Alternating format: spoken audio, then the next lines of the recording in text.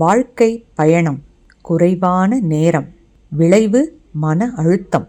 சாதிக்கத் துடிக்கும் மனம், கொடுத்தது கையிருப்பு பணம், வாங்கியது ஓர் புத்தகம். கிடைத்ததாக எண்ணிய கதைக்களம், அழைத்துச் சென்றது ஓர் பயணம். பயணத்தில் மன கணம், இறக்கி வைக்க துடித்தது மனம். பயணத்தில் கவனம் இல்லாது போன அக்கணம், மாறியது கதைக்களம், கூடியது சுவாரஸ்யம், உள்ளிழுக்கப்பட்டது உள்ளம்.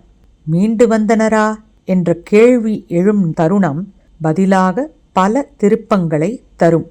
வாசிப்பை கேட்டால் உள்ளிழுக்கப்படும் உங்கள் உள்ளங்களும். இழுக்கும் மாயோல். விரைவில்.